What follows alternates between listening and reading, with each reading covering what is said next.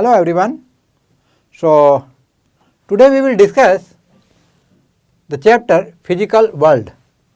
और physical world को समझने के लिए सबसे पहले हम डिस्कस करेंगे साइंस के बारे में। साइंस को समझने के लिए मैं आपको एक एग्जांपल देता हूँ।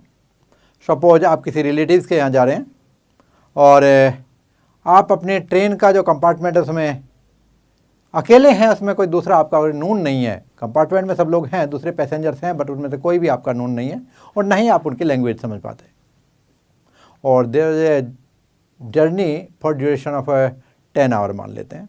और जब आप उस जर्नी को कंप्लीट करके और डेस्टिनेशन पे पहुंचेंगे और वहाँ पर आपका कोई फ्रेंड या आपके रिलेटिव आपसे पूछे कि हाउ वाज द जर्नी, तो आप कहेंगे बिल्कुल रुखी रुखी थी, हैं, जर्नी में कोई मज़ा नहीं आया, क्योंकि आप पूरे रास्ते बोर होते रहेंगे और अपनी ही चीज़ों के बारे में सोचते रहेंगे और अपने ही आपसे बातें भी करेंगे। तो अपने आप से, क्योंकि आप सराउंडिंग को समझ नहीं पा रहे हैं, उनकी भाषा नहीं समझ पा रहे हैं, उन लोगों के बारे में नहीं जानते हैं। Means if you have not knowledge about your surrounding then you will feel alone. चलिए सेकंड केस एक और डिस्कस करते हैं। जब आप उसी जर्नी के लिए जा रहे हैं लेकिन आप अपने फ्रेंड्स के साथ हैं, कंपार्टमेंट में आपके फ्रेंड्स हैं, आप वो 10 घंटे की जर्नी आपको कैसी लगेगी? आपको फील होगा कि यार थोड़ा और टाइम मिल जाता, because now you are enjoying the journey. उस टाइम पर आप सबसे बातें करते हुए चलेंगे, हंसी मजाक करते हुए चलेंगे, एक दूसरे से आते मौज मस्ती करते हुए चलेंगे, क्योंकि अब आप एक दूसरे की इच्छाओं को जानते हैं कि इसको क्या पसंद है, किसको क्या नहीं पसंद है, ये मेरे को लाइक करता है, चलो इसके थोड़े कान नटते हैं, इससे थोड़ी बातें करते हैं, इसकी थोड़ी मजाक लेते हैं, तो आपकी जर्नी बहुत बेहतरीन जाएगी। और जब डेस्टिनेशन पहुंचेंगे और आपसे पूछा जाएगा कि हाउ वाज द जर्नी, तो आप कहेंगे भाई बहुत ही बेहतरीन थी। तो मैं आपको बताऊं, life is a journey, it is not destination. तो इस जर्नी को आप अच्छे से एंजॉय करें, इसके लिए you should have knowledge about your surrounding and the systematic knowledge of your surrounding means nature and natural phenomenon. यहीं पे एक वर्ड दिमाग में आता है, science. What is science? See, science is a systematic and organized knowledge about the various natural phenomenon obtained by observation, experimentation and accurate reasoning. यहाँ पर कोई random observation नहीं है, systematic रैंडम नॉलेज नहीं है आपकी, कैसी है? सिस्टमैटिक नॉलेज है। और ये कैसे मिलती है आपको? आपके ऑब्जर्वेशन से, एक्सपेरिमेंटेशन से या फिर एक्यूरेट रीजनिंग से, जो आपको सिस्टमैटिक नॉलेज आपको गेन होती है, that is called science. Systematic means मैं आपको समझाऊँ, एक एग्जांपल लेते हैं। सपोज हम 1 से 5 तक के नंबर काउंट करते हैं। पहले हम करते हैं 1, 3, 5, 2, 4 और फिर से हम काउंट करते हैं 1, 2, 3, 4, 5। तो जो पहले वाला केस था उसमें हम किसी सिस्टम को फॉलो नहीं कर रहे थे, अनसिस्टमेटिक था। और सेकंड वाला केस जो हमने लिया 1, 2, 3, 4, 5, एक सिस्टम को फॉलो कर रहे हैं। कैसे? हर नेक्स्ट नंबर पहले नंबर में 1 ऐड होकर के आता जा रहा है। तो जब आपको भी रिकॉल करेंगे, मैं कहूँगा आप दोबारा मुझे सुनाओ, मैंने अभी आप 2 तरीके से 1 to 5 नंबर सुनाए हैं, तो you will prefer second one because it is more systematic. So further हम समझेंगे ब्रांचेस ऑफ साइंस के बारे में। यहाँ पर साइंस को मैं 2 पार्ट में डिवाइड करता हूँ, एक फिजिकल साइंस और दूसरा बायोलॉजिकल साइंस। पहले बायोलॉजिकल साइंस को देख लेते हैं। The study of behaviour of living things is called biological science. इसमें आपकी जियोलॉजी आती है, एंथ्रोपोलॉजी आती है, आपकी बॉटनी आ जाती है। तो दूसरा जो पार्ट है ये आपका फिजिकल साइंस, और फिजिकल साइंस को मैं फर्दर 2 सब ब्रांचेस में डिवाइड करता हूँ। और पहला है आपका फिजिक्स और फिर है आपका केमिस्ट्री। और फिर मैं आपको उधर से इधर को डिस्कस करते हुए आ रहा हूँ, तो फिर से नंबर केमिस्ट्री का आ जाता है। तो केमिस्ट्री क्या है? The study of substance, its structure and its composition. किसी सब्सटेंस के बारे में स्टडी करना, उसकी स्ट्रक्चर के बारे में स्टडी करना और उसकी कंपोजिशन को जानना। How it made? That's come under the sub branch of physical science, that is chemistry. And what we have to discuss in physics? Here is the study of natural world. Natural world. देखिए यहाँ से पहले world नहीं आया है. Natural world with concepts of space, time, motion, energy, matter, etc. तो यहाँ पर जब हम अपने नेचुरल वर्ल्ड को स्टडी करते हैं स्पेस के टर्म्स में, टाइम के टर्म्स में, एनर्जी के टर्म्स में, किसका ज़्यादा है, किसका कम है, कैसे है, what is the relation between, तो that's come under the branch physics. अब फिजिक्स को समझने के लिए हमारे को साइंटिफिक एटीट्यूड की जरूरत पड़ेगी. अब साइंटिफिक एटीट्यूड क्या है, आइए इसे समझते हैं. इसके लिए मैं ए फॉर एप्पल से स्टार्ट करता हूं.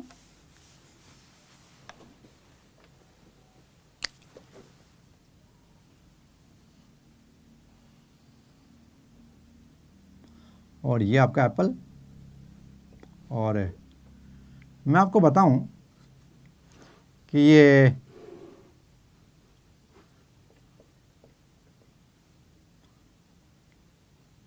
तीन बार आया दुनिया में जो वेल नोन है, और तीनों बार तहलका मचा दिया.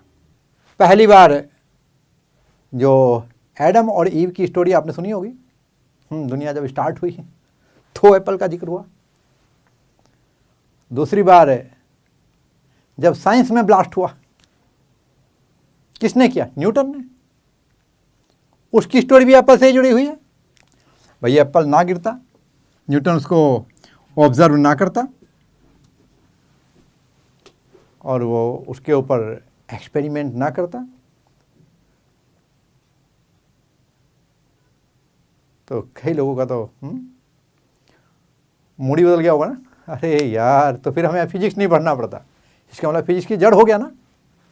दूसरी बार एप्पल, और तीसरी बार आपको मालूम है जो आपके हाथों में है, ये स्टीव जॉब वाला एप्पल, और इसने भी दुनिया में इलेक्ट्रॉनिक्स की पहचान बदल दी.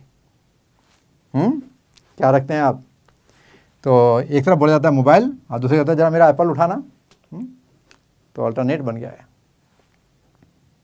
ऑल मोबाइल्स का अल्टरनेट बन के खड़ा हो गया एप्पल. एनीवे, उधर नहीं जाएंगे, वहाँ पे मैं आपसे काफ़ी पीछे रह जाऊँगा. आपसे बहुत बहुत बहुत कुछ बता सकते हैं उसके बारे में. तो मैं न्यूटन के साथ डिस्कस करता हूँ. तो जब न्यूटन ने ऑब्जर्व किया एप्पल का गिरना, तो यहाँ पे मुझे एक साइंटिफिक एटीट्यूड को रिलेट करना है. There are thousands of phenomena taking place in our surrounding daily, but we have not ability to observe them. A person out of us which have that ability is called scientist.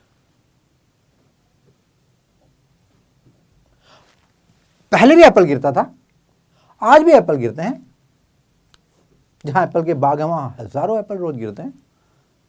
No one is worried about, no one is bothered. क्या है, अरे उठाओ इकट्ठे करो, बेचो या खाओ. हैं, ये क्यों गिरा, कैसे गिरा, किस लॉ को फॉलो करते हुए गिरा, what are the parameters on which it depend.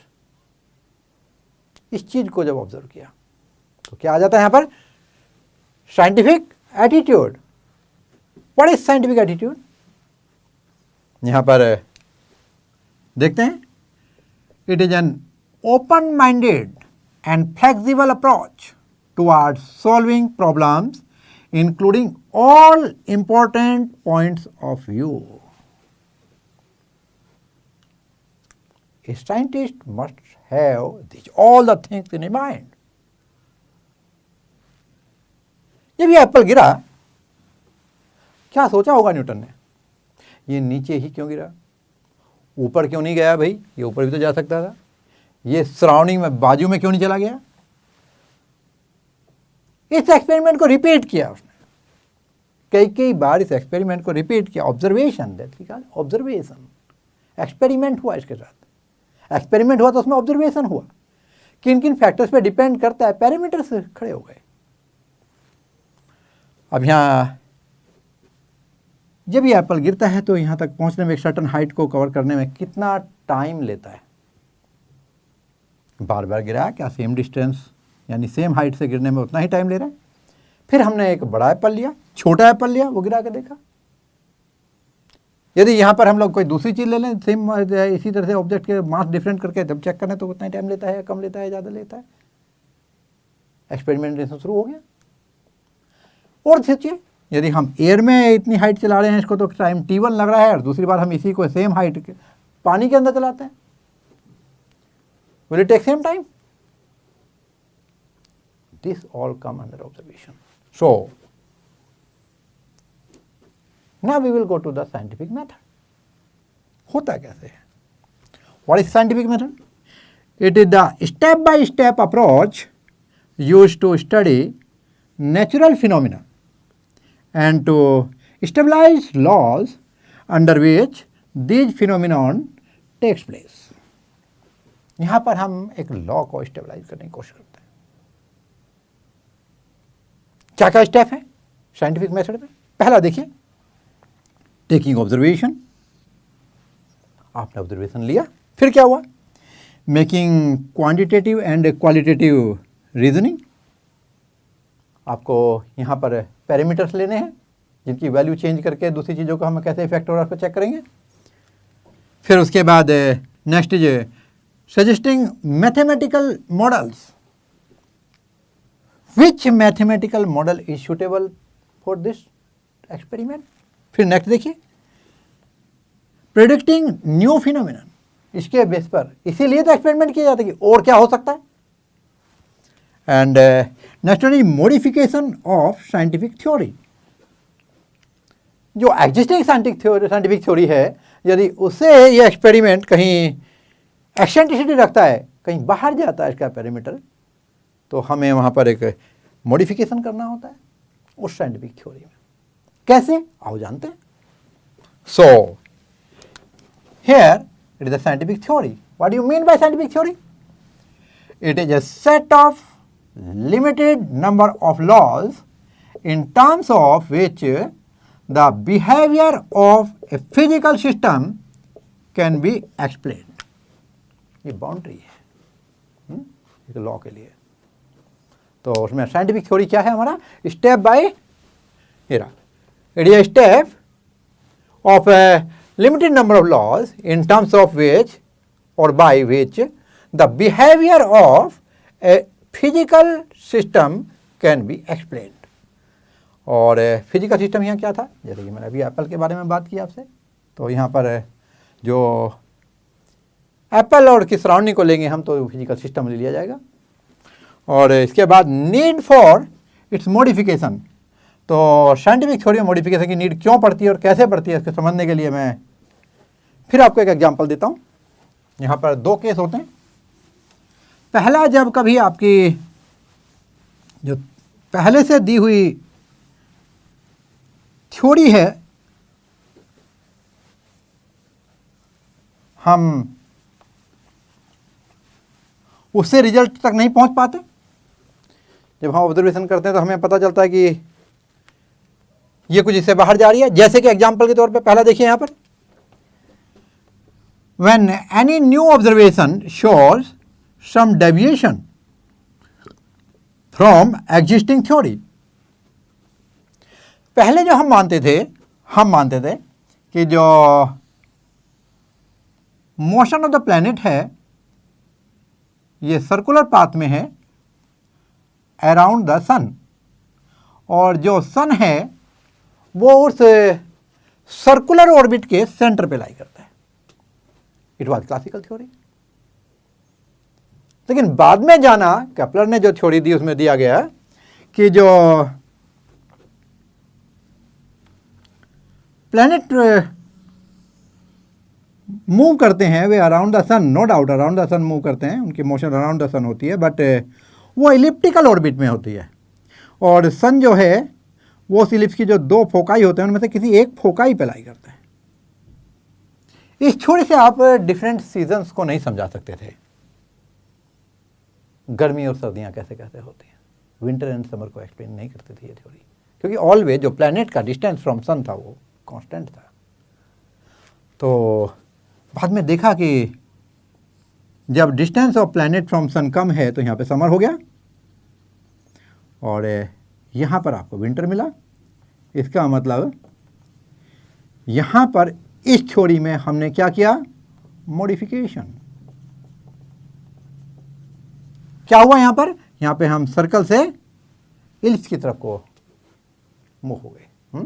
तो यहाँ पे पहला केस आपको समझ में आया होगा कि जब हमें मालूम पड़ता है कि जो एग्जिस्टिंग थ्योरी है वो जो नई हम जो ऑब्जर्वेशन करते हैं वो उससे कुछ डेविएशन रखता है।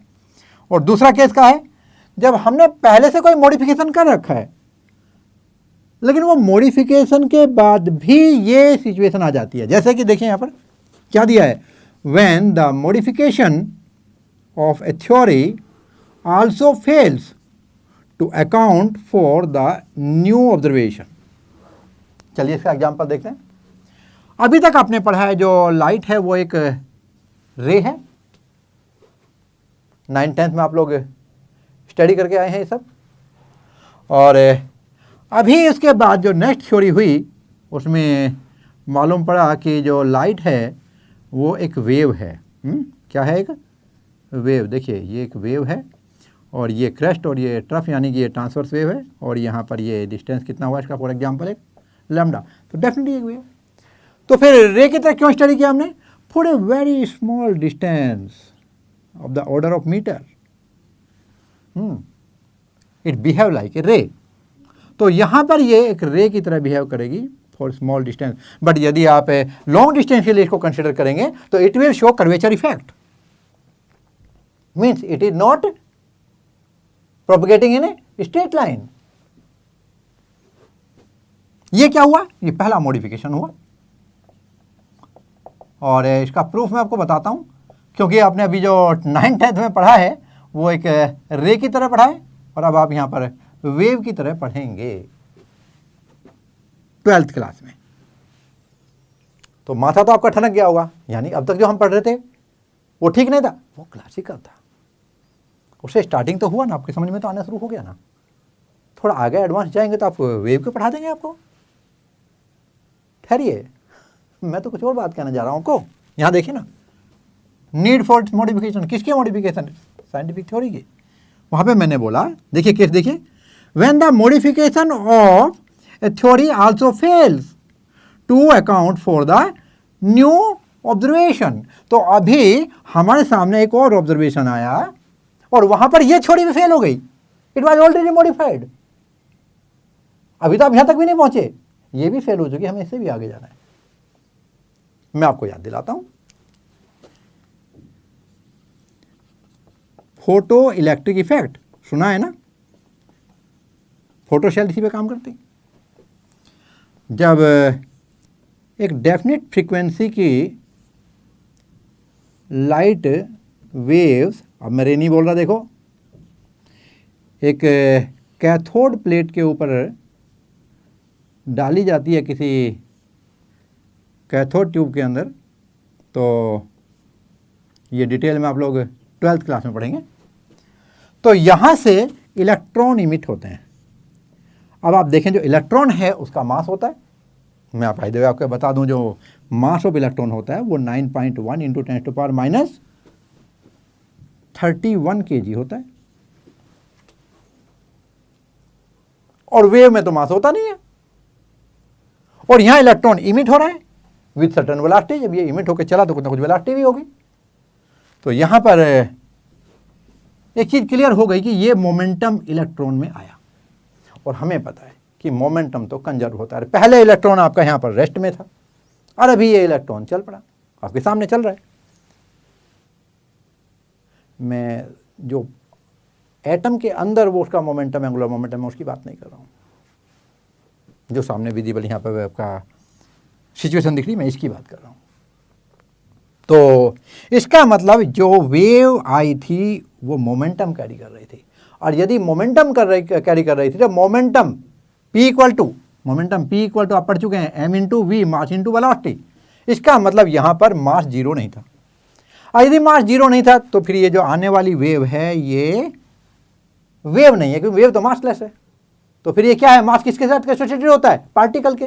तो ये पार्टिकल थ्योरी है, यानी here we are considering light as a particle. तो ये आपका next modification over the modification, next modification हुआ। फिर से मॉडिफाई किया हमने, ये आपका पहला मॉडिफिकेशन था, और इस मॉडिफाइड थ्योरी को हमने रीमॉडिफाई कर दिया। तो दो स्टेज हैं जो हमने आपको बताया कि या तो इस स्टेज में मॉडिफिकेशन होगा या फिर इस स्टेज में, ये दोनों मैंने आपको समझाया। ये पहला स्टेज था और ये आपका दूसरा स्टेज था। अभी हम डिस्कस करेंगे फिजिक्स के बारे में। ये क्या डिस्कस किया था हमने, साइंस के बारे में, साइंटिफिक एटीट्यूड के बारे में, साइंटिफिक थ्योरी के बारे में, नीड ऑफ मॉडिफिकेशन के बारे में, क्यों मॉडिफाई करना पड़ता है, कैसे नीड पड़ जाती है, कैसे मॉडिफिकेशन होता है, किन किन पैरामीटर पर डिपेंड करता है, साइंटिफिक मेथड के स्टेप्स क्या होते हैं। इन सब के बाद अब हम थोड़े से लायक हो गए हैं फिजिक्स को समझने के। And now we will proceed to the branch of science, physics.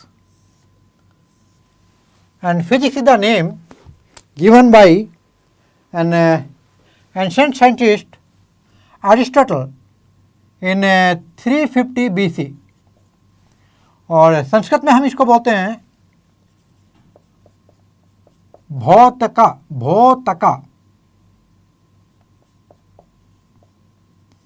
Hindi में बोलेंगे भौतिकी।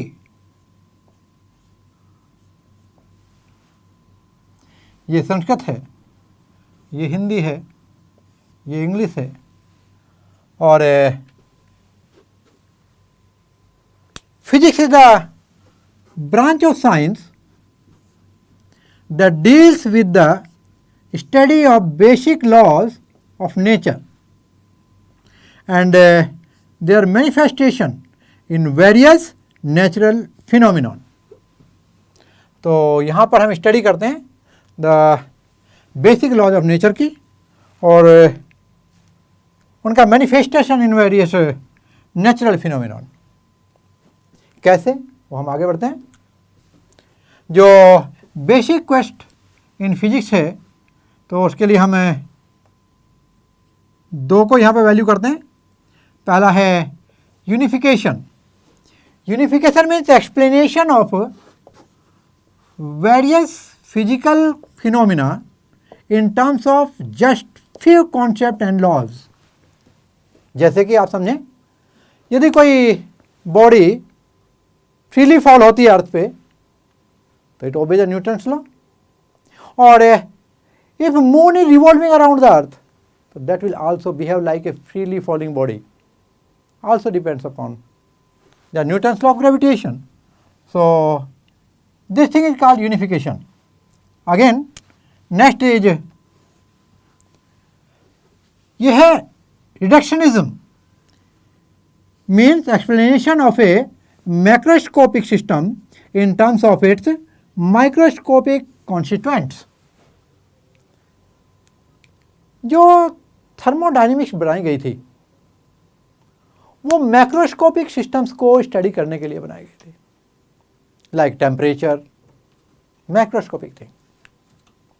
टेम्परेचर था, आपका एंट्रोपी था, तो उसको हमने आगे जाकर के किससे डिस्क्राइब किया, मॉलिक्यूल्स एंड काइनेटिक एनर्जी से। यानी जो मैक्रोस्कोपिक सिस्टम है उसको हम इन टर्म्स ऑफ माइक्रोस्कोपिक कॉन्स्टिट्यूएंट भी स्टडी करते हैं। So this is called reductionism. और अभी मैं आपके साथ डिस्कस करूंगा ब्रांचेस ऑफ फिजिक्स। तो यहाँ पर यदि हम देखें ब्रॉडली तो टू ब्रांचेस में आता है, एक क्लासिकल फिजिक्स और दूसरा क्वांटम फिजिक्स या क्वांटम मैकेनिक्स। तो यहाँ पर जो क्लासिकल फिजिक्स है इट डील्स विद मैकेनिक्स और ऑप्टिक्स, और नेक्स्ट है आपका थर्मोडायनेमिक्स, और यहाँ इलेक्ट्रोडायनेमिक्स। जबकि हम अदर हैंड पे देखें तो जो क्वांटम मैकेनिक्स है उसमें we will deal with molecules, we will study molecule and atoms and nuclei. यहाँ पे हम जो माइक्रोस्कोपिक लेवल पे स्टडी करेंगे। और एक और ब्रांच रह जाती है that is relativity, and it deals with the theory of invariance in nature, means the relation between motion and time। यहाँ पर वेरिएशन ऑफ टाइम को हम लेकर चलेंगे तो that will come in the theory of relativity. And now we will study the applications of physics in various fields. So first we will discuss about mathematics. Here physics is a quantitative science, and the necessary sign and formulas used in physics are provided by mathematics, like logarithm, differentiation, integrations. These are called mathematical tools. हम physics में सबसे पहले इसी को study करते हैं, इनके बिना फिजिक्स में आगे बढ़ना मुश्किल होगा। So this also are provided by mathematics. So now will proceed to chemistry, and here you will see that physics provided knowledge about the structure of atom, X-rays, diffraction, etc., which helped us to know nature of the valency, chemical bonding, etc. तो यहाँ से जब हमें knowledge मिलती है structure of atom की, ये help करती है हमें to know the valency of a substance, और जिससे हम केमिकल बॉन्डिंग के लिए डिसीजन ले पाते हैं। और यहाँ पे अभी हम बायो को लेंगे। So for biology physics developed many instruments like optical microscope, X-ray machine, etc. Even जो हम एक syringe यूज करते हैं that is also developed by physics. जो हम stethoscope यूज करते हैं that is also developed by physics. So these all instruments are developed by physics, which are used in study of biology. Similarly, in case of astronomy, physics developed astronomical telescope, radio telescope, और भी फार distances को major करने के लिए, और उनके बहुत बहुत बहुत दूर जो हैं कोई ऑब्जेक्ट्स उसको स्टडी करने के लिए, which are used in study of astronomy, means celestial bodies. And Doppler's effect is also given by physics. Doppler effect क्या है? Suppose मैं यहाँ पे खड़ा हूँ और अभी कोई कार है जो मेरी तरफ आ रही है। यदि मुझे मालूम है कि उस कार के हॉर्न की एक्चुअल फ्रीक्वेंसी क्या है, और मैं किसी तरह मेजर कर पाया कि जो अभी अपरेंट फ्रीक्वेंसी फॉर मी है, तो with help of these two frequency I can calculate the speed of the car by which it is coming towards me. This effect is called Doppler effect. It is also given by physics and which is used to study the universe in a better way. इसे आप आगे जाकर के पढ़ेंगे, ये red shift और blue shift की form में पढ़ाया जाता है. और अभी हम बढ़ेंगे जियोलॉजी की तरफ. Here physics provides us knowledge of diffraction phenomenon which helps us to study the crystal structure of various rocks. क्योंकि जो लाइट है वो डिफ्रैक्शन इफेक्ट शो करती है, तो लाइट के लिए नहीं, यहाँ पे किसी रेडिएशन को यूज करते हैं उसकी जगह पे, तो वो भी उसी तरह का इफेक्ट शो करती है। उससे हमें क्रिस्टल स्ट्रक्चर ऑफ रॉक्स का मालूम पड़ता है, उसका पता चलता है। Also the knowledge of radioactivity is use to estimate the age of rocks and fossils. You know carbon dating, जो कोई बहुत ही पुरानी हमें कोई चीज़ मिल जाती है, कोई फॉसिल्स मिल जाता है, तो उसमें भी हम लोग रेडियो एक्टिविटी कार्बन डेटिंग की हेल्प से बता पाते हैं कि इसकी परफेक्ट एज क्या है, ये कितना पुराना है। And finally we are going to the war, and for this term war, लड़ाई के क्षेत्र में क्या होता है, तो physics developed advance weapon which are very useful in field of war. यहाँ पर अभी आपको मालूम है मिसाइल्स बन गए हैं आजकल, तो अभी जाकर के वहाँ पे तलवार लेकर कर, भाले लेकर लड़ने की ज़रूरत नहीं है, एक दूसरे पे वार करने के सामने कर, और हाथी पे बैठ के जा रहे हैं, कुछ हाथी के पैर से मर गए, कुछ लोग दौड़ा करके मार दिया, कुछ के ऊपर हमने गोले बरसा के मार दिया, कुछ को हमने तलवार से मार दिया, कुछ को हमने भाले से मार दिया। ये पुराने टाइम की लड़ाई थी। अब तो हम अपने रूम में आराम से एसी रूम में बैठे होते हैं, एक बटन पुश करते हैं और हमारी मिसाइल जा करके पूरे साम्राज्य को ख़त्म कर देती है, उसका नेशन ख़त्म हो सकता है। तो इतने ज़्यादा एडवांस वेपन हमारे पास डेवलप हो गए हैं। And here it is radar, it is also developed by physics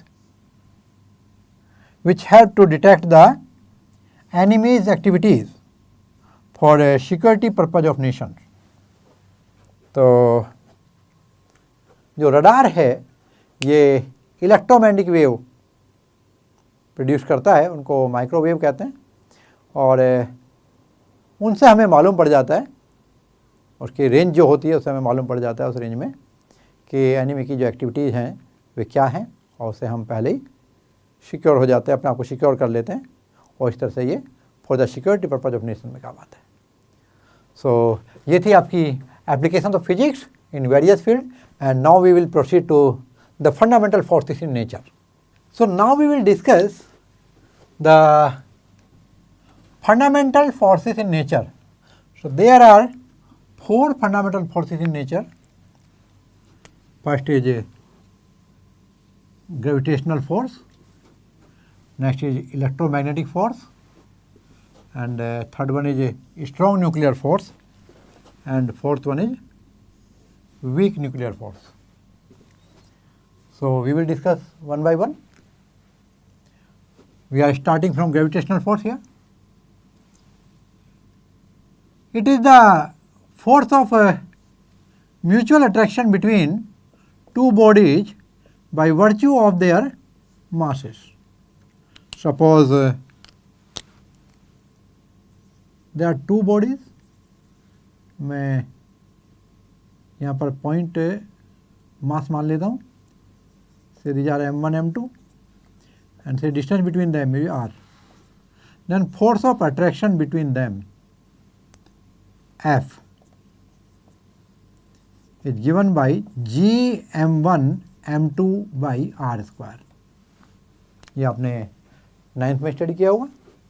और यहाँ पर m1 और m2 तो मास हैं दोनों पार्टिकल के, ये जो बॉडी दी गई है यहाँ पर, और r जो है उनके बीच का डिस्टेंस. ध्यान रहे जो डिस्टेंस है वो उनके सेंटर के बीच का डिस्टेंस है. और जो g है ये ग्रेविटेशनल कांस्टेंट है, यूनिवर्सल ग्रेविटेशनल कांस्टेंट, और इसकी वैल्यू होती है 6.67 10⁻⁻11 न्यूटन मीटर स्क्वायर पर kg स्क्वायर. और अभी मैं यहाँ आपको बता दूँ कि पहला पॉइंट तो ये है कि ये दो बॉडी के मास के प्रोडक्ट के डायरेक्टली प्रोपोर्शनल होता है.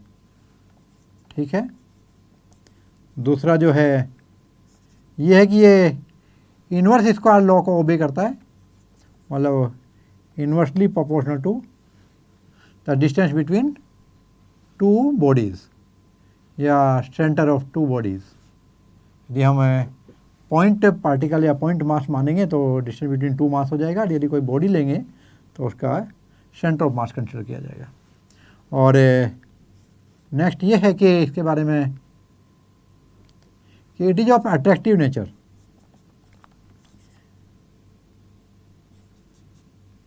इट इज अट्रैक्टिव फोर्स कर दूंगा यहाँ पे, इट इज अट्रैक्टिव फोर्स, तो ये रिपल्सिव नहीं होगा कभी भी, और ये लार्ज डिस्टेंस पर लागू होता है। स्मॉल पे भी होता है बट लार्ज डिस्टेंस के लिए होता है। और यदि कोई दो बॉडी के बीच में हम लोग ग्रेविटेशनल फोर्स निकाल रहे हैं तो उसके सराउंडिंग में जो कोई थर्ड बॉडी है तो ये उस पर डिपेंड नहीं करता। तो इंडिपेंडेंट ऑफ थर्ड ऑब्जेक्ट, जब हम दो के बीच में निकालेंगे तो ये third object when we are calculating gravitational force between two object. और ये सेंट्रल फोर्स है, ये दो बॉडी को ज्वाइन करने वाला जो लाइन सेगमेंट है उस लाइन के उसमें किसी भी एक पार्टिकल के सेंटर की तरफ लाई करता है। तो यहाँ देखेंगे तो उसके सेंटर की तरफ लगेगा और यहाँ देखेंगे इसके सेंटर की तरफ लगेगा। तो यहाँ पर देखेंगे नेक्स्ट ये कंजर्वेटिव नेचर का होता है। कैसा होगा? Conservative nature. Conservative nature means यदि ग्रेविटेशनल फोर्स के अंडर किसी बॉडी की मोशन होगी तो जो work done by the force होगा that will depend upon initial and final position of the body and does not depend upon the path followed by body. ये सब चीज़ें आप आगे जा कर के ग्रेविटेशन चैप्टर में दोबारा स्टडी करेंगे। यहाँ मैं आपको थोड़ा सा इसके बारे में इंट्रो दे करके छोड़ा है। और अभी हम प्रोसीड करेंगे इलेक्ट्रोमैग्नेटिक फोर्स के लिए। और यहाँ पर ये जो इलेक्ट्रोमैग्नेटिक फोर्स है इसमें दो तरह का फोर्स आपके सामने आएगा, एक इलेक्ट्रोस्टैटिक फोर्स होगा और एक मैग्नेटिक फोर्स होगा, जिसको हमने मिला के यहाँ पर लिखा है इलेक्ट्रोमैग्नेटिक फोर्स, क्योंकि ये दोनों एक दूसरे पर डिपेंडेंट होते हैं। तो यहाँ पर पहले मैं बता दूं कि द फोर्स ऑफ अट्रैक्शन और repulsion between two charges at rest is called electrostatic force. और सपोज यहाँ पर कोई दो पॉइंट चार्ज हैं, series are Q1 and Q2, उनके बीच का डिस्टेंस R है। तो यदि ये दोनों लाइक चार्ज होंगे तो फोर्स रिपल्सिव इन नेचर होगा, यानी दोनों पॉजिटिव पॉजिटिव होंगे तो रिपल्सिव होगा और दोनों नेगेटिव नेगेटिव होंगे तो भी रिपल्सिव होगा। बट यदि अनलाइक होंगे, यदि एक पॉजिटिव है दूसरा नेगेटिव इन नेचर है, तो ये फोर्स अट्रैक्टिव हो जाएगा दोनों के बीच में। तो ये जो ये वाला फोर्स है ये देते हैं हम लोग F equal to KQ1 Q2 by R square से। और यहाँ पे जो K है ये इलेक्ट्रोस्टैटिक फोर्स है, कांस्टेंट है, और इलेक्ट्रोस्टैटिक फोर्स कांस्टेंट की वैल्यू होती है 9 × 10⁹ न्यूटन मीटर स्क्वायर पर कूलम स्क्वायर। और एक्चुअल में जो K है ये है 1/4 पाई एप्सिलॉन नॉट, इसी की वैल्यू है ये। और यहाँ जो एप्सिलॉन नॉट है this is called permittivity of vacuum. और इसकी वैल्यू होती है 8.85 × 10⁻⁻12 कूलम स्क्वायर पर न्यूटन मीटर स्क्वायर। और यहाँ भी आप देखेंगे कि ये जो फोर्स है, कौन सा फोर्स है पहला हम नहीं बताते, ये ग्रेविटेशनल फोर्स हो जाएगा। और ये कौन सा हो जाएगा आपका, ये इलेक्ट्रोस्टैटिक फोर्स हो जाएगा। और यहाँ पर जो Fe है ये G से रिप्रेजेंट कर दूँ जिससे डिस्टिंग्विश कर पाओ, directly proportional to the product of magnitude of two charges and it obey inverse square law, means it is inversely proportional to square of distance between them, or it is of attractive or repulsive in nature, और मैंने बताया कि जब like होंगे तो repulsive होगा, unlike होंगे तो अट्रैक्टिव होगा। और ये भी आपका मैक्रोस्कोपिक डिस्टेंस पे चलता है, लार्ज डिस्टेंस के लिए लागू होता है। और नेक्स्ट ये भी आपका इंडिपेंडेंट होगा जब कोई दो चार्ज के बीच में आप निकाल रहे हैं इस फोर्स को, तो उस टाइम पे कोई तीसरा चार्ज है तो उसके ड्यू टू हम इसमें फोर्स कंसिडर नहीं करते। और next it is of conservative nature, ये भी आपका कंजर्वेटिव है और सेंट्रिक फोर्स होता है। और एक और चीज़ मैं आपको बता दूँ यहाँ पर कि जो इसकी स्ट्रेंथ होती है, हाँ एक चीज़ मैंने आपको और छोड़ दी यहाँ पे जो बताई नहीं है, जैसे दो कोई ये चार्ज हैं, इनके बीच का जो फोर्स है ये इन दोनों के मैग्नीट्यूड पर डिपेंड करता है। ठीक इसी तरह से यहाँ देखिएगा, यदि एक नॉर्थ पोल और साउथ पोल मैग्नेट का है तो इसके बीच में जो फोर्स लगेगा ये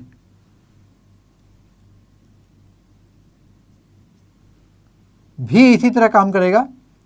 यहाँ पर ये कांस्टेंट अलग हो जाता है, इसको हम कहते हैं μ0/4π इंटू μ1 μ2/r²। तो यहाँ पर देखेंगे ये जो μ1 और μ2 है ये पोल स्ट्रेंथ है और उनके बीच का जो डिस्टेंस है ये आपका r है। तो बिल्कुल उसी तरह से जैसे यहाँ पे 1/4πε0 था, तो देखिए यदि हम 4π को यहाँ पे कंपेयर करें तो यहाँ पे 1/ε0 और यहाँ डायरेक्ट μ0 है, और हेयर दिस μ0/4π की जो वैल्यू होती है 10⁻⁻7 होती है, और जो μ0 है दिस इज कॉल्ड परमिएबिलिटी। μ0 क्या है? Permeability of vacuum. तो ये आप ध्यान रख के चलेंगे यहाँ पर। और एक खास चीज़ क्या है कि जब कोई चार्ज मोशन में होता है, जब कोई चार्ज मोशन में होता है तो वहाँ पर मैग्नेटिक फील्ड क्रिएट हो जाता है, और जब कोई चार्ज किसी मैग्नेटिक फील्ड के अंदर चलता है तो वो फोर्स एक्सपीरियंस करता है। तो इस तरह हम इन दोनों को अलग अलग नहीं कर पढ़ेंगे, अलग अलग नहीं लेंगे, और इसलिए हमने फोर्स का नाम रखा इलेक्ट्रोमैग्नेटिक फोर्स। ठीक है, तो यहाँ पे इलेक्ट्रिक फोर्स भी है और मैग्नेटिक फोर्स भी, दोनों एक दूसरे पे डिपेंडेंट हैं और ये एक दूसरे पे फोर्स लगाते हैं। एक और चीज़ बता दूँ मैं आपको, यहाँ पर ये जो ग्रेविटेशनल फोर्स है ये ड्यू टू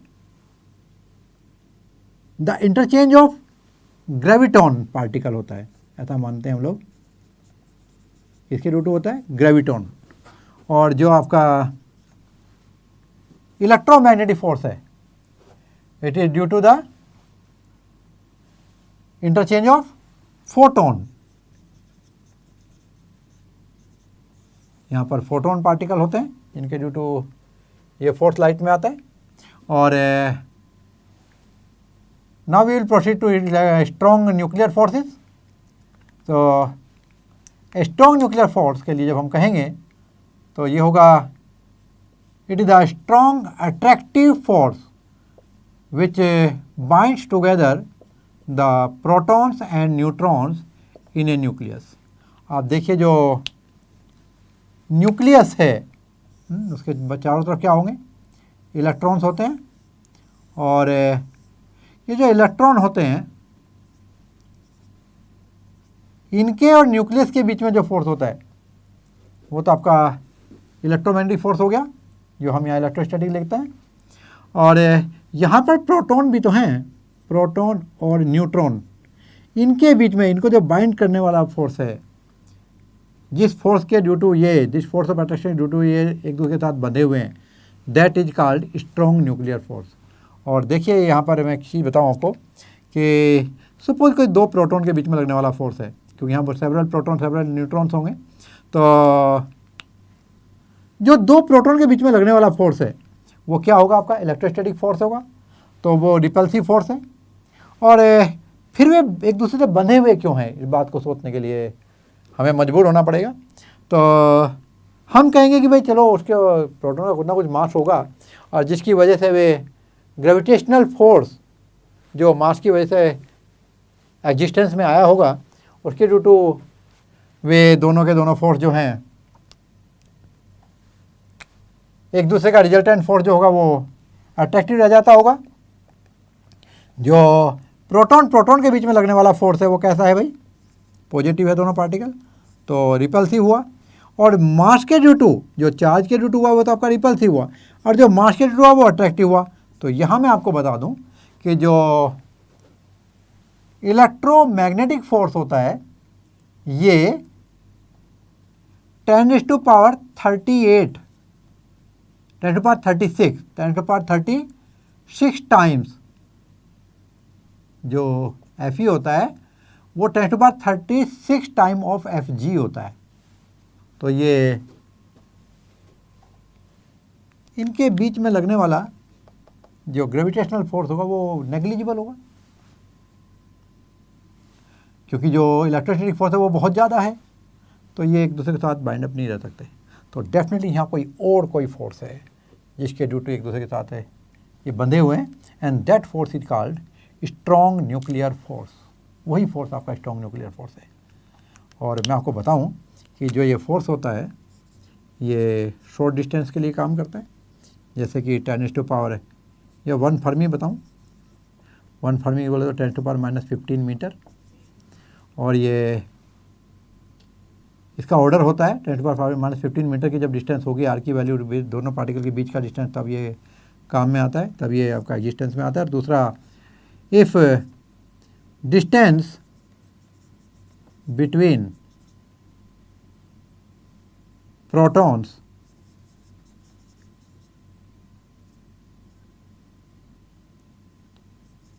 बिकम्स, या प्रोटॉन्स एंड न्यूट्रॉन ले लेता हूँ, उनके लिए भी लागू होता, तो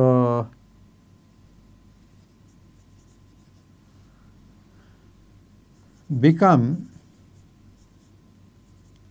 लेस देन 0.5 फर्मी, यदि ये 0.5 फर्मी से कम हो गया then it becomes repulsive in nature. तो ये रिपल्सिव, ये की नेचर जो है वो रिपल्सिव हो जाती है। और एक और विशेष चीज़ है कि ये जो एग्जिस्टेंस में आते हैं ये due to the interchange of mesons, कौन से पार्टिकल्स हैं, मेसन्स पार्टिकल की वजह से ये एग्जिस्टेंस में आते हैं। और जैसा कि मैंने आपको यहाँ बताया कि जो Fe है that is 10⁻36 time of Fg होता है। ऐसे ही यहाँ पे देखेंगे तो जो F, इसको नाम दे दूँ मैं स्ट्रॉन्ग, एस कर देता हूँ, ये 10⁻38 टाइम ऑफ Fg, यानी कि जो स्ट्रॉन्ग न्यूक्लियर फोर्स है ये इलेक्ट्रोस्टैटिक फोर्स का 100 टाइम होता है। और अभी मैं आपको बताता हूँ वीक न्यूक्लियर फोर्स के बारे में, तो थोड़ा ध्यान दें। It is the force that appears between elementary particles involve in a nuclear process such as the beta decay of a nucleus. तो जो न्यूक्लियस हैं हैवी पार्टिकल्स के लिए कंडीशन है ये। हैवी पार्टिकल का यहाँ मेरा मतलब है जिनका एटॉमिक मास बहुत ज़्यादा होता है, तो हैवी न्यूक्लियस कहना चाहिए मेरे को यहाँ पर। तो जो एटॉमिक मास बहुत ज़्यादा होता है जिनका, उनमें ये रिएक्शन होगी रेडियो एक्टिविटी। और ये कैसे होती है और क्यों होती है ये आप आगे जा कर के एटम्स एंड न्यूक्लिया एक चैप्टर होता है 12th क्लास में, वहाँ डिटेल में पढ़ेंगे। तो वहाँ पे जो अल्फ़ा एंड बीटा पार्टिकल्स निकलते हैं रेडियो एक्टिव डीके में। तो उसमें जो बीटा डीके है, तो वहाँ पे बीटा डीके में क्या होता है, जब न्यूक्लियन से एक इलेक्ट्रॉन और एक न्यूट्रिनो पार्टिकल निकलते हैं, तो उनके बीच में जो इंटरेक्शन होता है that is due to weak nuclear force. और मैं विशेष चीज़ बताऊं कि ये भी आपका लगभग 10⁻⁻15 मीटर के लिए ही लागू होता है। और यहाँ पर हाँ ठीक है, और ये शॉर्ट डिस्टेंस फोर्स है। और हमने जैसे बताया कि आपको कि इलेक्ट्रॉन और न्यूट्रिनो के लिए है ये, और जो यहाँ पर पार्टिकल इंटरचेंज होता है दैट इज बोसॉन्स। और जो ये एफ, इसको नाम क्या दे दें भाई, देखो डब्ल्यू, वीक से डब्ल्यू कर दूँ, F W equal to it is लगभग 10⁻25 टाइम्स ऑफ एफ जी। तो इस तरह से आप जब देखेंगे कि जो एफ जी है, एफ जी इज टू, ये मैं बहुत ही ख़ास रिजल्ट आपको दे रहा हूँ जो काम आएगा आपके, F G is to F W पहले ले लेते हैं, इज टू, फिर से ज़्यादा कौन होता है, एफ ई होगा, सबसे ज़्यादा क्या होगा, एफ स्ट्रॉन्ग होगा। और इसका जो रेशो होगा वो होगा 1:10⁻25 is to 10⁻36 is to 10⁻38।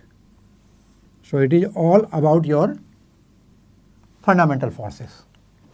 And now we will discuss the conservation laws in physics. So as you can see over here, there are 4 conservation laws in physics. First one is a law of conservation of energy, and second is law of conservation of linear momentum. Third one is a law of conservation of angular momentum, and this is fourth one, law of conservation of charge. We will discuss over here. So first of all we will discuss law of conservation of energy. So according to this law, energy can neither be created nor destroyed, but it can be changed from one form to another. That is, total energy of an isolated system remains constant. तो अभी हम समझाएंगे आपको ये है क्या। आपको एक बॉल ले लीजिए, यदि हम बॉल को सर्टेन हाइट पर रखें, ये ग्राउंड लेवल है, तो यहाँ पर इसकी पोटेंशियल एनर्जी कितनी थी, आपने पढ़ा है 9th क्लास में, P की वैल्यू mgh, यहाँ पर h हाइट है, m मास है, g acceleration due to gravity, और यहाँ पर इसकी वेलोसिटी कितनी थी, 0। अब आप इसको फ्रीली फॉल करते हैं और सपोज ये A पोजीशन से B पोजीशन पे आ जाती है, तो अब इसमें वेलोसिटी 0 नहीं है, इट हैव सम वेलोसिटी। तो यहाँ पर A पॉइंट पर जो पोटेंशियल एनर्जी थी A पॉइंट पर that was equal to mgh, और जो काइनेटिक एनर्जी थी दैट वाज 0। तो जब यहाँ इतना डिस्टेंस ये फॉल हो जाएगी, तो यहाँ पर पोटेंशियल एनर्जी कितनी हो जाएगी B पॉइंट पर, तो ये हो जाएगा mg, और ये कितना हाइट रह गया अभी इसका, इफेक्टिव हाइट रह गया h-x, तो ये h-x होगा। और जो काइनेटिक एनर्जी है, तो यहाँ पे ये कुछ ना कुछ वेलोसिटी हो जाएगी इसके नीचे को चलते हुए, तो that will be equal to 1/2 mv² in such a way that total of these energy will be equal to total of these energy. और जब ये ग्राउंड पे पहुँच जाएगी तो उस टाइम उसकी हाइट कितनी हो जाएगी फ्रॉम अर्थ सरफेस, 0, तो तब पोटेंशियल एनर्जी कितना हो जाएगा, 0, और काइनेटिक एनर्जी कितनी हो जाएगी, मैक्सिमम 1/2 mv', जो भी होगी यहाँ पर final energy, final kinetic, final velocity that का स्क्वायर। और इन दोनों का सम भी वही होगा, का मतलब यहाँ पर A, B और C तीनों पोजीशन में जब आप देखेंगे तो total energy of the body remain constant. तो यहाँ पर आपका energy neither created not be destroyed का मतलब क्या हुआ कि यहाँ पर ये पोटेंशियल टू काइनेटिक कन्वर्ट होती जा रही है, पोटेंशियल कम होती जा रही है, काइनेटिक उसी रेशो में बढ़ती जा रही है, और finally potential energy become zero, kinetic become maximum. तो इस तरह से आप देखेंगे कि total energy of the ball remain constant. और यहाँ पर देखें law of conservation of linear momentum. तो मैं आपको याद दिला दूं, यदि कि आपको कभी मौका मिला हो, ये भी स्कूल में एनसीसी वगैरह होती है तो बच्चों को मौका मिल जाता है गन वगैरह चलाने का, और मैं तो कहता हूँ नहीं चलानी पड़े तो अच्छा है, पर सिचुएशन ऐसी हो गई है आजकल। तो यदि आप गन से कोई बुलेट फायर करते हैं तो इसी जैसा आपने देखा होगा कि गन के ऊपर पीछे का एक फोर्स लगता है, इस फिनोमिनन को कहते हैं हम रिकॉइलिंग ऑफ गन। तो यहाँ पर जो मास था पहले किसका, suppose capital M was the mass of gun और small m mass of bullet. तो पी इनिशियल कितना था, that is M plus m, क्योंकि ये जो बुलेट थी ये गन के अंदर थी, एंड इनटू वेलोसिटी कितनी थी, 0, तो ये हो गया आपका 0। तो टोटल मोमेंटम जो था इनिशियल वो 0 हो गया। जैसे कि आपको मालूम है कि जो मोमेंटम, जिसको मैं पी कह रहा हूँ लीनियर मोमेंटम को, that equal to mass into velocity होता है। तो जब आप फायर करेंगे तो उस टाइम पर जो गन है उसकी वेलोसिटी मान लो v है और बुलेट की वेलोसिटी स्मॉल v है, अलग अलग हो गए ये दो सिस्टम। तो mv प्लस और इसका मोमेंटम कितना होगा mv। तो इन दोनों का मोमेंटम जो ये फाइनल हुआ, तो जो इनिशियल मोमेंटम है और जो फाइनल मोमेंटम है ये कंजर्व्ड रहना है। तो according to law of conservation of momentum क्या हो जाएगा, as p final equal to p initial, तो यहाँ आएगा mv plus mv equal to initial कितना था 0, और इससे आप वेलोसिटी निकाल लेंगे mv equal to minus mv और v equal to minus mv by capital M। यहाँ पर नेगेटिव साइन ये शो करता है कि जो वेलोसिटी ऑफ गन है it is opposite to the direction of velocity of bullet. और कितनी वेलोसिटी होगी गन की, जो अपोजिट डायरेक्शन वेलोसिटी होगी कितनी, that you can calculate by this formula and you obtain this formula by the law of conservation of momentum. तो यहाँ पर टोटल मोमेंटम रिमेन कांस्टेंट का मतलब यह, यदि आपने फायर किया बुलेट को, तो यदि बुलेट में फॉरवर्ड मोमेंटम है m into v, small m into small v, तो डेफिनेटली इसको कैंसल आउट करने के लिए, क्योंकि इनिशियली 0 था तो फाइनल भी 0 होना चाहिए, तो mass of gun into velocity of gun opposite direction में वो उतना ही मैग्नीट्यूड होना चाहिए, so that they can cancel out each other. If no external force is applied, देखिए इफ नो एक्सटर्नल फोर्स मतलब बाहर से कोई फोर्स नहीं लग रहा। देखिए यदि जो गन का चलाने वाला बंदा है, हम उसको और गन को और बुलेट को एक सिस्टम मान लेते हैं, तो रिकॉइलिंग किसकी होती है, पीछे को झटका किसको लगता है, गन को कैरी करते हुए उस गनमैन को। तो जो गनमैन है और गन है ये एक बॉडी हुई, और जो बुलेट है वो दूसरी बॉडी हुई। तो यहाँ पर एक बॉडी यदि आगे जाए तो दूसरी उसके साथ उससे पीछे जाएगी। तो हमने क्या कहा, इफ़ नो एक्सटर्नल फोर्स, तो यहाँ पर जो सिस्टम है that is made by gunman, gun and bullet. जो बुलेट है वो गन के अंदर ही है। तो आप देखें यहाँ पर if no external force is applied on a system, यानी कि बाहर से कोई फोर्स नहीं लगा है। भाई मेरे पास गन थी और गन के अंदर बुलेट, और मैंने गन के ट्रैगर को दबाया, तो यहाँ पर बाहर से किसी ने आके पुश नहीं किया बुलेट को, मैंने ही यहाँ पर ट्रैगर दबाया था और उससे गन बुलेट जो है वो आगे चली गई। तो I was also the part of system. तो ये पार्ट ऑफ सिस्टम पीछे को जर्क फील करेगा, that is called recoiling of gun. तो हमने बोला if no external force is applied on a system then its linear momentum remains constant, यानी यदि पहले 0 था तो बाद में भी 0 ही होना चाहिए। दैट्स वाई हम इसको इक्वेट करके ये इक्वेशन निकाल पाते हैं। और now we will discuss the law of conservation of angular momentum. This is new term for you, जिससे कि आप लोग आगे जाके पढ़ेंगे। ये आपका 5th या 6th चैप्टर है बुक में। तो according to this law, if no external torque, देखिए यहाँ पे नया वर्ड आ गया आपके लिए, torque is applied on a system then its angular momentum remains constant. तो यहाँ पे आपके सामने दो टर्म आए, पहला टॉर्क और दूसरा एंगुलर मोमेंटम। तो मैं आपको बता दूं, मान लो आपके पास में ये कोई डोर है, डोर घर का डोर, और ये यहाँ से हिंज है। पुराने टाइम में जो किले वगैरह होते थे, फोर्ट, उसमें लकड़ी के बने हुए जो दरवाजे थे उनमें पीवट लगा होता था। तो मानो यहाँ से पीवटेड है और मैंने यहाँ से इस पर फोर्स लगाया, तो जो फोर्स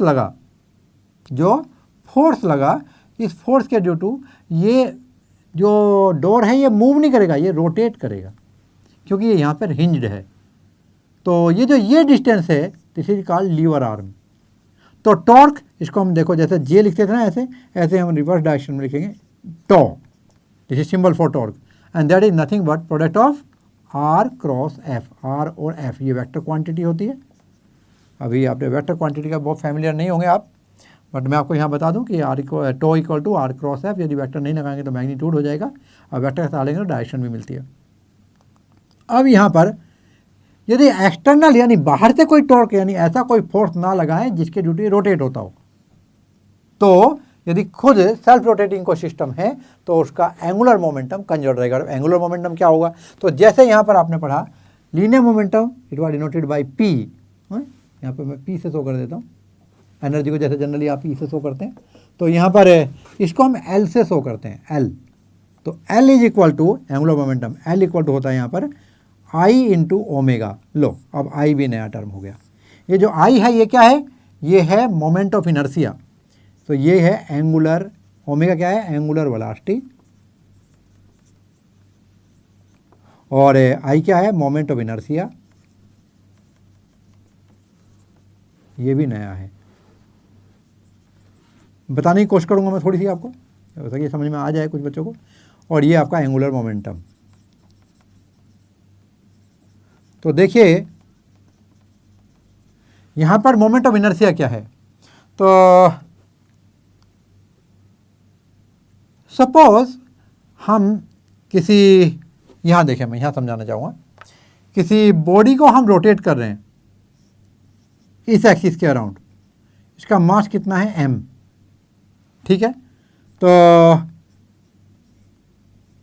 सपोज ये एक्सिस ऑफ रोटेशन से r डिस्टेंस पे है, m मास की कोई बॉडी, कोई m मास है बॉडी के, और इस तरह से एक से ज़्यादा मास भी साथ रोटेट कर सकते हैं इसी एक्सिस के अराउंड। तो यहाँ पर जो मोमेंट ऑफ इनर्शिया टर्म होगा I, that is equal to summation of M R square, यानी m into R square. Summation का मतलब यदि एक से ज़्यादा पार्टिकल हो उन सबके लिए ऐसे निकालेंगे। तो ये perpendicular distance from axis of rotation है r, और ये मास है एम आर स्क्वायर। इसको हम कहेंगे मोमेंट ऑफ इनर्शिया। तो अब मैं आपको बताता हूँ कैसे यूज होगा ये। सपोज आप यहाँ पर एक रोटेटिंग टेबल पे खड़े हैं, यहाँ पहिए लगे हुए हैं, ये आप हैं, और आपके हाथ में डंबल्स हैं। क्या है आपके हाथ में? डंबल्स हैं, और आपने वे डंबल दूर पकड़े हुए हैं। और सपोज मैंने आपको एक बार ऐसे ट्विस्ट किया और आपने घूमना शुरू कर दिया, और अब आप यहाँ पर घूम रहे हैं। ये टेबल जो है घूम सकती है, और आपने उस टेबल पर घूमना शुरू कर दिया, तो आपका एंगुलर मोमेंटम होगा। डिटेल में पढ़ेंगे हम आगे जाकर के चैप्टर में। यहाँ पर मैं हल्का आपको आइडिया दे रहा हूँ, ऐसे ही ब्लाइंडली ये होता है कह के नहीं चल रहा हूँ मैं यहाँ पर। तो यहाँ पर एंगुलर मोमेंटम होगा सिस्टम का, and that will equal to the product of क्या? मोमेंट ऑफ इनर्शिया और angular velocity. Moment of inertia कैसे निकालेंगे? सपोज ये आपका जो सिस्टम है यहाँ इस एक्सिस के रेस्पेक्ट में घूम रहा है, देखो। तो ये जो ये मास है, ये मास है, आपके बॉडी का भी मास है। तो अलग अलग हम इनके बहुत सारे पार्टिकल की तरह यदि हम इसको ले लें, कंसिडर कर लें, तो यहाँ पर ये मास और ये उसका डिस्टेंस हो गया। इसी तरह यहाँ पर भी मास है, आपके हाथ में डंबल है, ये उसका डिस्टेंस हो गया। तो यहाँ पर जो प्रोडक्ट है I1 की वैल्यू कितनी है? m1 r1। ये पहले मास ये रहा, मास तो कांस्टेंट रहेगा बाद में यदि हम पोजीशन हाथों की चेंज करेंगे तो। अब बाद में आपने खुद ही, किसी और ने आपको टच नहीं किया, और घूमते घूमते आपने वे जो डंबल हैं वे स्क्वायर अपनी चेस्ट के पास ले आए, तो क्या होगा, आप जो इफेक्टिव आर की वैल्यू है वो कम हो जाएगी। यदि इफेक्टिव आर की वैल्यू होगी तो कम, तो फिर मास तो वही है, डंबल का मास तो चेंज नहीं किया। और जैसे कि आप देख रहे हैं यहाँ पर R1 is greater then R2, तो I1 is greater than I2, तो यहाँ पर I1 is greater than I2, यानी हम कह सकते हैं I2 is less than I1।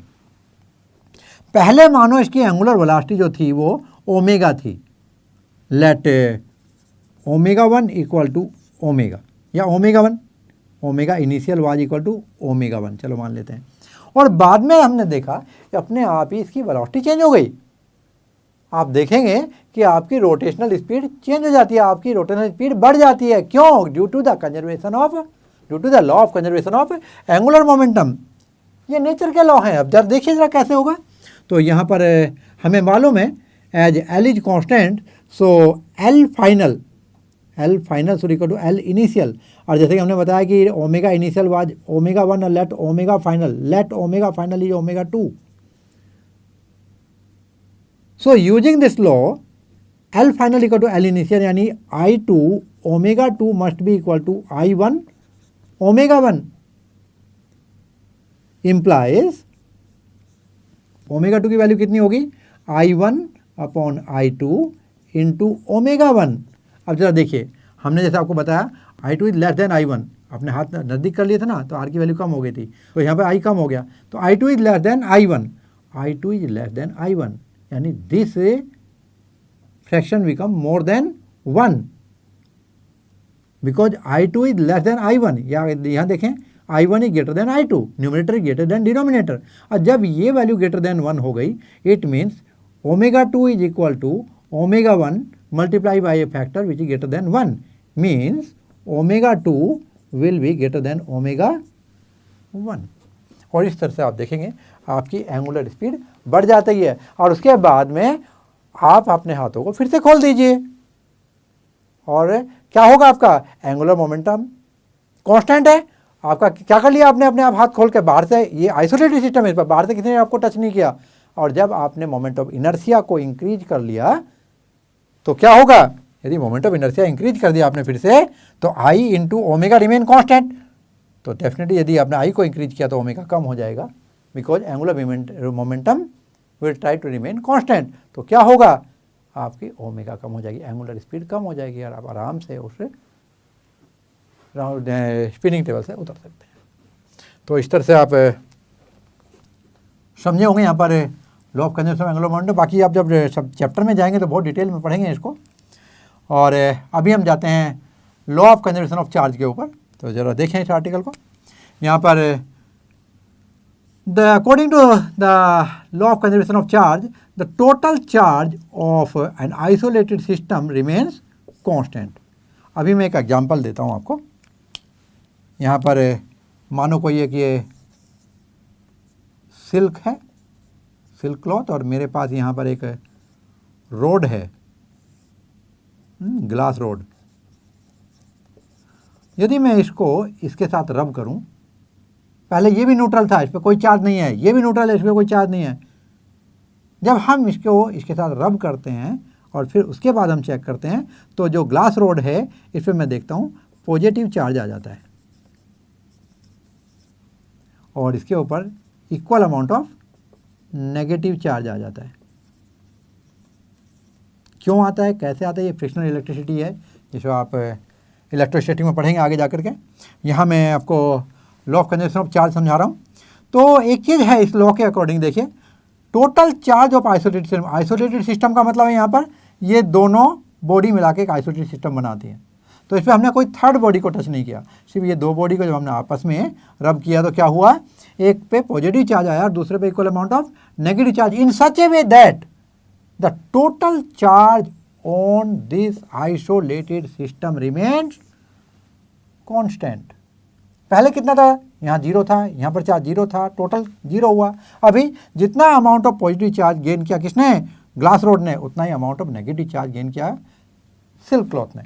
तो इसका मतलब ये हुआ कि जब ये दोनों इक्वल और अपोजिट हैं तो टोटल चार्ज कितना हुआ सिस्टम पे? 0. It means charge remain conserved. So these were your 4 conservation laws और होप आपने एंजॉय किया होगा. और अभी मैं डिस्कस करूँगा कुछ नेम ऑफ साइंटिस्ट जिनका कंट्रीब्यूशन रहा फिजिक्स के लिए.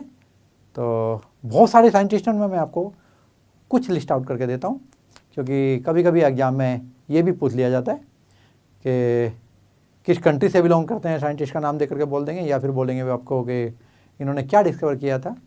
तो ऐसे में कुछ इंपॉर्टेंट नेम आपको निकाल के देता हूँ और बाकी के आप बुक को जाएंगे वहाँ से देखेंगे, क्योंकि 1 मार्क का स्टेट पे क्वेश्चन पूछा जा सकता है. सो जो पहला नाम है ये है हमारे पास अल्फ्रेड नोबल. ये स्वीडन के साइंटिस्ट हैं और इन्होंने डायनामाइट डिस्कवर किया था. और इनके बारे में आपको बताऊं, जो डिस्कवरी ऑफ डायनामाइट हुई थी ये 1875 में हुई थी. बट इन 1888 एक हादसा हुआ और उसमें इनके भाई भी नहीं रहे. सुबह को जब न्यूज़पेपर छपा तो उसमें एक न्यूज़ आई कि merchant of death is no more. जो मौत का सौदागर है वो मारा गया. और उस दिन इनको पता चला कि मैंने जो डिस्कवरी की थी उसके ड्यू टू लोग मुझे मौत के सौदागर के नाम से जानते हैं. इनफैक्ट इन्होंने जो ये डिस्कवरी की थी ये कंस्ट्रक्टिव यूज के लिए की थी, बट इसका डिस्ट्रक्टिव यूज शुरू हो गया था, जिसके चलते इन्होंने ऐसा फील किया कि लोग मुझे आने वाले टाइम में इस नाम से नाम जाने, मौत के सौदागर का नाम मेरे साथ ना जुड़े. तो इनके पास जितना भी पैसा आया उसको इन्होंने बैंक में डिपॉजिट करके एक डीड बनाई.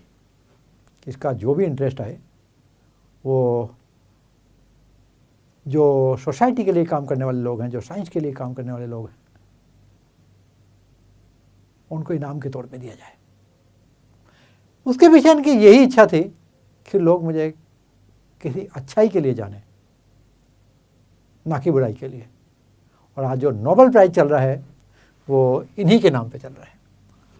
एंड नेक्स्ट नेम जो हम डिस्कस करेंगे वो एम्पियर हैं और ये फ्रांस के रहने वाले. और इन्होंने magnetism due to electric current ये इफ़ेक्ट बताया था. और इलेक्ट्रिक करंट की जो यूनिट है वो इन्हीं के नाम पे दी जाइए, जो एम्पियर यूनिट है इलेक्ट्रिक करंट की, तो इनके नाम को डेडिकेट की गई है. और यहाँ पर अब नेक्स्ट नाम मैंने लिया आर्किमिडीज़. ये ग्रीस के साइंटिस्ट थे, आपको मालूम होगा. यूरेका ये वही साइंटिस्ट हैं और इन्होंने दिया था आपको principle of buoyancy and principle of lever. कहते हैं एक बार ये जब बाथरूम में नहा रहे थे तो उस टाइम पे जैसा कि एक माहौल था, राजा ने सबको बताया हुआ था कि कोई मेरे मुकुट का एग्जैक्ट मास बताए. प्योरिटी के लिए उस टाइम पे बहुत ज़्यादा डिस्कशन चल रहा था. तो वहाँ पे इनको पहली बार ये अंदाज़ा हुआ कि जब कोई बॉडी किसी लिक्विड में फुल्ली या पार्शली डुबाई जाती है तो उसका जो अपरेंट वेट होता है वो उसके एक्चुअल वेट से कम होता है. और this difference in the weight is equal to the weight of liquid displaced by the body. तो ये सब आप डिटेल में पढ़ेंगे आगे जा कर के. तो नेक्स्ट हम नाम पे चलते हैं और ये हैं आपके हेनरी ए बैकरल. तो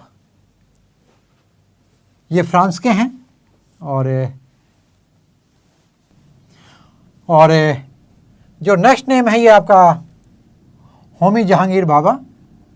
ये एक इंडियन साइंटिस्ट हैं और इन्होंने कॉस्मिक रे शावर के बारे में बताया।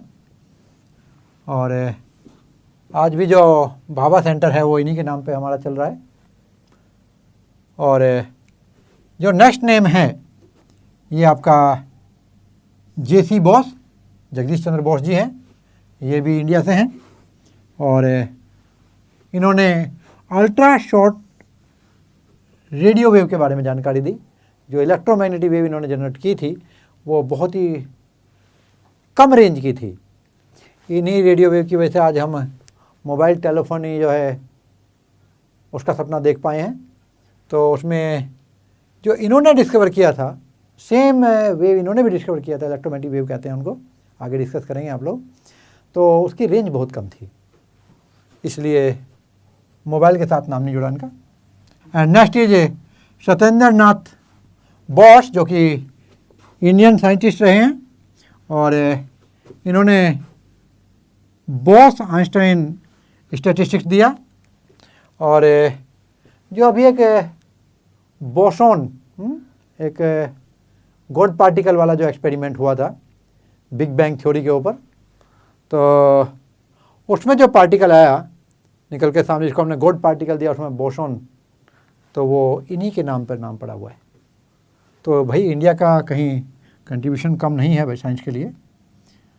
और नेक्स्ट इज ओरस्टेड, ये फ्रांस के साइंटिस्ट हैं। इन्होंने दिया है magnetic effect of current.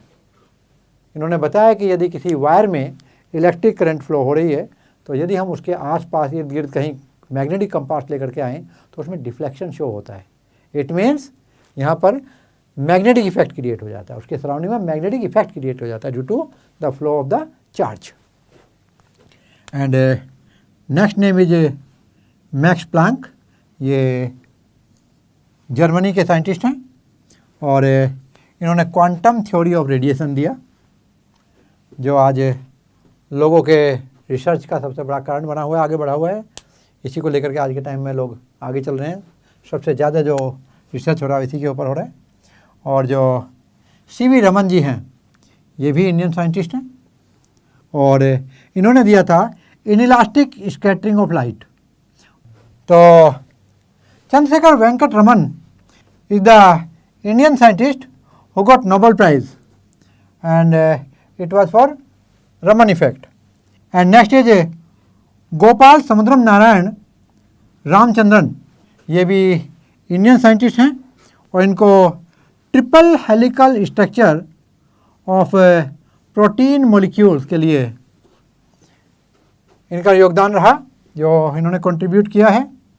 And next one is John Bardeen, जो अमेरिका के हैं और इन्होंने ट्रांजिस्टर डिस्कवर किया, जो आपके एम्पलीफायर में यूज होता है आज, और सुपर कंडक्टिविटी के बारे में बताया। और ये आपके MRI, जो आपके बहुत ही हाई मैग्नेटिक फील्ड क्रिएट करने के लिए यूज होता है। तो ये कंट्रीब्यूशन किसका रहा? जॉन बर्डिन का। और बाकी आप बुक से पढ़ सकते हैं। और इस तरह से चैप्टर आपका कंप्लीट होता है फिजिकल वर्ल्ड। होप आपने एंजॉय किया होगा और अभी आप इसको रिवाइज करें। ये थ्योरेटिकल चैप्टर है ज़्यादा का।